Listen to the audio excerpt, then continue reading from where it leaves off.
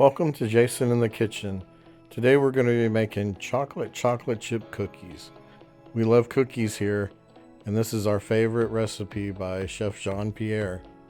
So let's get started. Alright, we're going to toast our nuts. I've got a cup of nuts here. I've got about half and half pecans and walnuts. You can use any kind of nuts you like. And we're just going to toast these in the pan. Just heat it up to medium low, and this will take a few minutes. You want to make sure that they don't burn, but you want to make sure you get a toast on them. You'll smell them, you'll see them change color, but just be careful not to burn them. Should take a few minutes, and then we'll be back when they're done. All right, these nuts are done.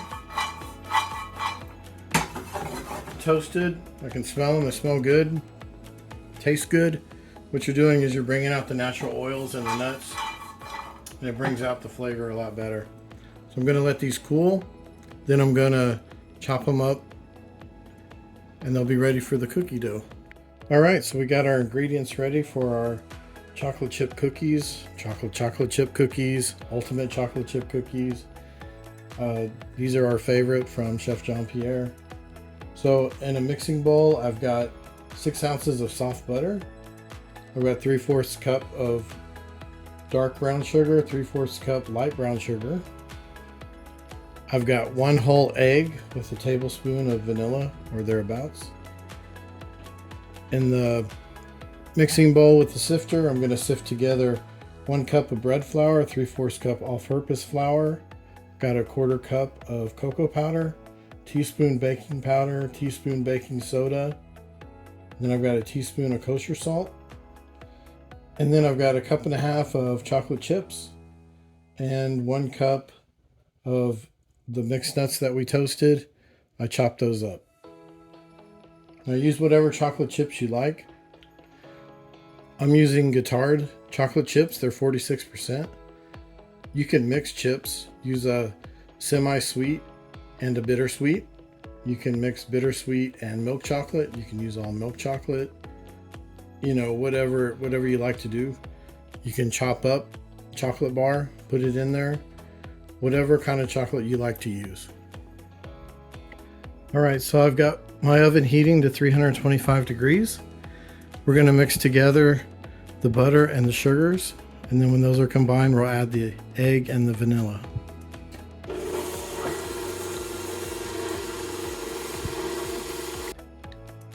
All right, so our egg and our vanilla are mixed in, and now we're going to mix in our flour cocoa powder mixture.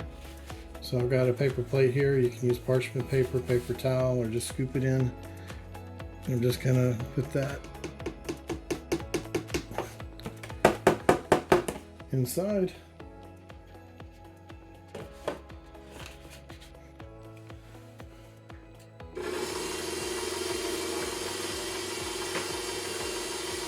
This recipe, you don't really have to cream the butter and the sugar like you would for a normal cookie recipe.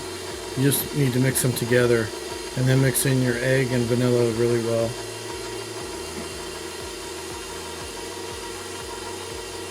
Scrape down the sides as necessary with a rubber spatula.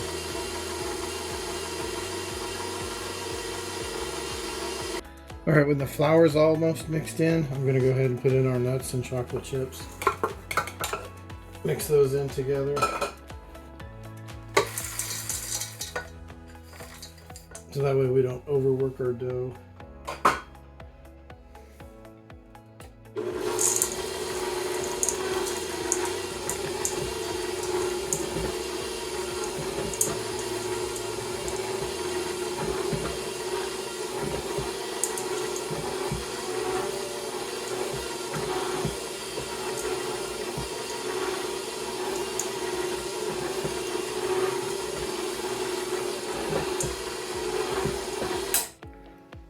All right, now we're ready to scoop out our cookies and put them in the oven. All right, we're going to scoop our cookies out onto a sheet pan lined with either parchment paper or I'm using a Silpat. The recipe calls for a number 24 scoop or 2-inch scoop. I don't have that exact size, so I'm using a number 20 yellow scoop. You know, use something close or whatever you have. So we're gonna scoop these out. You don't want to put really any more than 8 cookies per tray.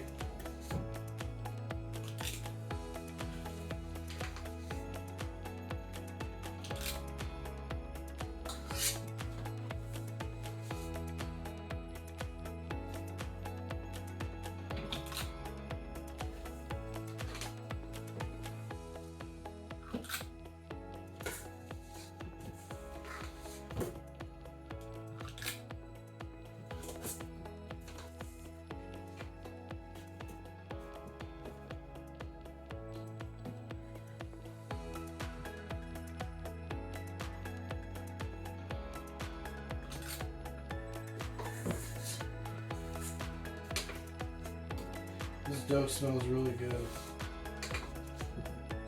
And what I do is I don't cook all my cookies at once.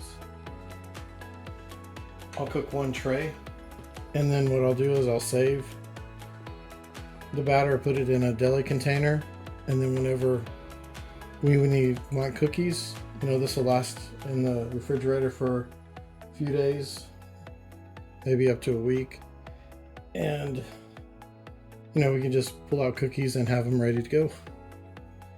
All right, so these go in the oven now, and these bake for about 15 minutes, and then we're going to let them rest on the tray for another 7 minutes, and then we're going to let them cool on a rack. All right, it's been 15 minutes. I've just taken these out of the oven. You can see that they spread nicely. Some of them touching just a little bit. So we're going to let these cool for 7 minutes, and then we're going to move them over to a cooling rack. All right, now we've moved our cookies over to the cooling rack, and then these need to cool completely. I know you're tempted to eat them right away hot out of the oven, but you got to let them cool. And make sure you take them out of the oven. They're going to continue to cook when they're on the sheet pan for the 7 minutes. So even if they look like they're a little underdone, still take them out and they're going to come out perfect. All right, these are ready to eat. Grab a glass of milk, some coffee, whatever you like. These cookies are ready. And as you can see, they're so easy to make. You can make these, make the dough ahead of time. Scoop out your balls, freeze them, put them in a Ziploc bag. Cook some cookies, save some of the dough, and bake them as you need them. So, I mean, fresh cookies anytime you want them. Thank you so much for watching. Please like and subscribe, and God bless you.